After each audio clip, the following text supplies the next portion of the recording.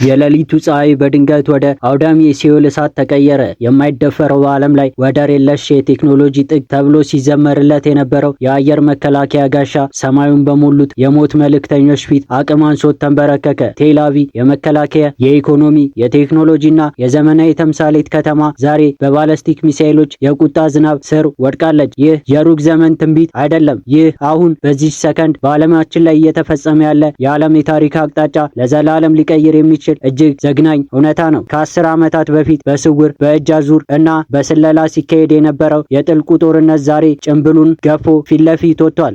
ኢራን ሙሉ ወታደራዊ ጡንቻዋን በማሳየት በመቶዎች የሚቆጠሩ እጅግ ዘመናዊና አጥፊ የሆኑ ባለስቲክ ሚሳኤሎችን በቀጥታ ወደ እስራኤል ልብ አስወንጭፋለች። መላ እስራኤል በሚያስገመግም የፍንዳታ ድምፅ እየተናወጠች ነው። ህዝቡ በድንጋጤ ወደ ምድር ቤት መጠለያዎች እየተራወጠ ነው። የዓለም መሪዎች በኩለ ሌሊት ከእንቅልፋቸው ነቅተው በድንጋጤ ስብሰባ ተቀምጠዋል። ዛሬ ሶስተኛ የዓለም ጦርነት ሊቀሰቅስ የሚችልበትን ትልቁንና አደገኛውን በር በኃይል አንኳኩተናል። ታዲያ ይህ ሁሉ አውዳሚ ክስተት እንዴት ሆነ? የማይበገረው የእስራኤል የአየር መከላከያ ስርዓት እንዴት ሊጣስ ቻለ? የኢራን ወታደራዊ ስትራቴጂ እና ቀጣይ እርምጃ ምንድን ነው? እና ከሁሉ በላይ ደግሞ ይህ ታሪካዊ ክስተት ዓለማችን ወደ የትኛው የጥፋት ገደል እየገፋ ነው? ድብደባው የተጀመረው ማንም ባላሰበው ፍጥነት፣ ስልትና ጥንካሬ ነው። ሰማዩ በቅጽበት በብርሃን ተሞላ። ነገር ግን ይህ ብርሃን የህይወት ሳይሆን የሞትና የውድመት ብርሃን ነው። ከኢራን ግዛት ጥልቅ የከርሰ ምድር ወታደራዊ ጣቢያዎች የተተኮሱት እነዚህ ባለስቲክ ሚሳኤሎች የከባቢውን አየር ጥሰው በመምጣት እጅግ በሚያስፈራ ድምፅ ፍጥነት ወደ ኢላማቸው ተምዘግዝገዋል። ኢራን የተጠቀመችው ስልት ተራ የሚያስፈራሪያ እርምጃ አልነበረም። የጠላትን አቅም የማሽመድመድና ከፍተኛ ጉዳት የማድረስ ግልጽ ዓላማ ያለው ሰፊ ወታደራዊ ኦፕሬሽን ነው። ቴል አቪቭ፣ ኢየሩሳሌም እንዲሁም በኔጌቭ በረሃ የሚገኙ እጅግ ሚስጥራዊና ስትራቴጂካዊ ወታደራዊ ሰፈሮች የዚህ የቁጣ ማዕበል ቀዳሚ ሰለባዎች ሆኑ። ከተማዎቹ በከባድ ፍንዳታ ንዝረት ተሞልተዋል። ረጅም ፎቆች ተንቀጥቅጠዋል። መሰረተ ልማቶች በከፊል ወድመዋል። የሰዎች ጩኸት፣ የአምቡላንስና የፖሊስ ሳይረን ድምጾች የከተማዎቹን አየር ሞልተውታል። ኢራን በዚህ ጥቃት ያስተላለፈችው መልእክት ግልጽና የማያላውድ ነው። የትኛውም የእስራኤል ክፍል፣ የትኛውም ወታደራዊ ማዕከል፣ የትኛውም የሰፈር ጣቢያዎች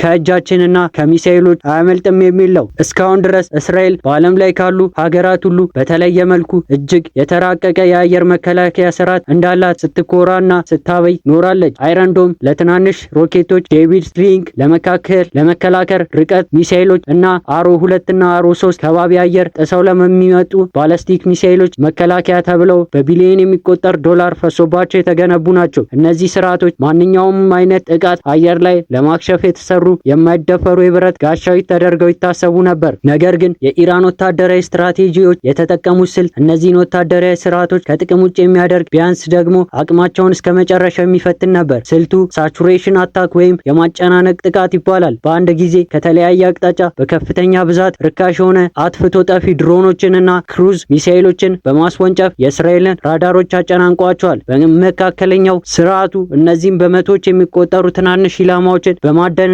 በማጥፋት ላይ ያለው ትክክለኛዎቹን ከባዶዎቹና እጅግ ፈጣኖቹን ባለስቲክ ሚሳኤሎች ከላይ በኩል ከከባቢ አየር ውጪ ወጥተው ኢላማቸውን በኃይል ደበደበው። በተጨማሪ ኢራን አቅጣጫቸውን በራሳቸው መቀየር የሚችሉና ራዳርን የሚያታልሉ ቴክኖሎጂ መጠቀሟ መከላከያውን መበሳት እንዲችል አድርጎታል። ይህ ጥቃት የሚያሳየው አንድ ትልቅ ሀቅ አለ። በመካከለኛው ምስራቅ ያለው የኃይል ሚዛንና ስነ ልቦና የበላይነት ለዘላለም ተሽሯል። እስራኤል ለረጅም ጊዜ ስትገነባው የነበረው የማይደፈርና ፍጹም ደህንነቱን የተጠበቀ ብሔረ መንግስት የሚለው ግንብ ዛሬ በመሰረቱ ተናግቷል። ዜጎች በራሳቸው ሀገር መሃል በእጅግ ዘመናዊ ከተሞቻቸው ውስጥ ሆነው ከሰማይ ለሚዘንበው እሳት መከላከል አልባ መሆናቸውን በዓይናቸው አይተዋል፣ በነፍሳቸው ተሰምቷቸዋል። ይህ አውዳሚና ታሪካዊ ክስተት በአንድ ጀንበር ያለምንም ምክንያት የተፈጠረ አይደለም። ይህ የበርካታ 10 ዓመታት እልህ፣ ግድያ፣ የሳይበር ጥቃትና የኢኮኖሚ ማዕቀብና የጂኦፖለቲካ ሽጉቻ የፈነዳበት የመጨረሻው የውጤት ጫፍ ነው። ለዓመታት እስራኤልና ኢራን በጥላ ጦርነት ሻዶ ዋር ውስጥ ተዘፍቀው ቆይተዋል።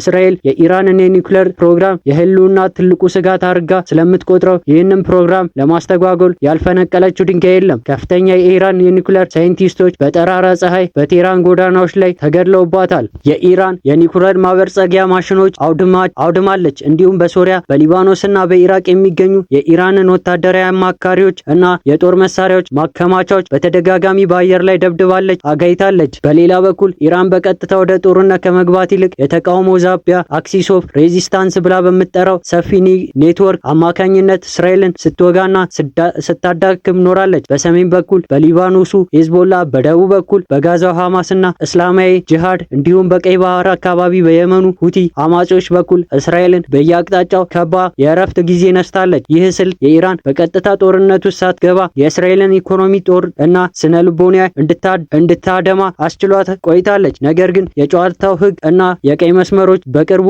ሙሉ በሙሉ ተሰብረዋል። ዲፕሎማሲና ዓለም አቀፋዊ ሕጎች ተጣሱ። ከፍተኛው የኢራን የጦር ጀነራሎችና ዲፕሎማቶች በተደጋጋሚ ኢላማ እየተደረጉ ተገደሉ። የኢራን መንግስት በሀገር ውስጥ ሆኖ በደጋፊዎቹ ዘንድ ከባድ የፖለቲካ ጫና ውስጥ ወደቀ። እስከ መቼ ነው ዝም ብለን የምንመታው? የእስራኤልን ድፍረት መቼ ነው የምናስቆመው? የሚለው ጥያቄ የቴህራን መሪዎች አላስቀምጥ አላቸው። ብሔራዊ ክብራቸውን ለማስጠበቅ የህዝባቸውን ሞራል ለመገንባትና የእስራኤልን ድፍረት ለመግታት ቀጥተኛ፣ ከባድና ታሪካዊ ምላሽ መስጠት ብቸኛው አማራጭ ሆኖ ተገኘ።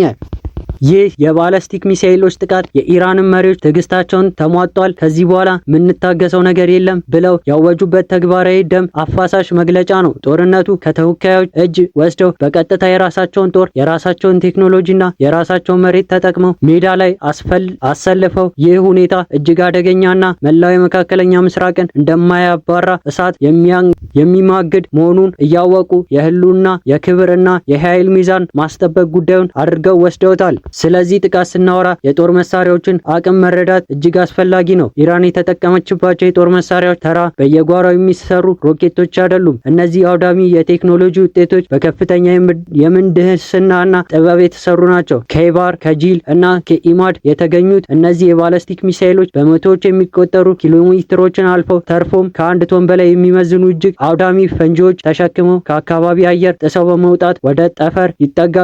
ከዚያም በከፍተኛ የስበት ኃይልና በራሳቸው ሞተር ፍጥነት በሰዓቶች በሺዎች የሚቆጠር ኪሎሜትሮችን ፍጥነት ወደ መሬት ይወርዳሉ።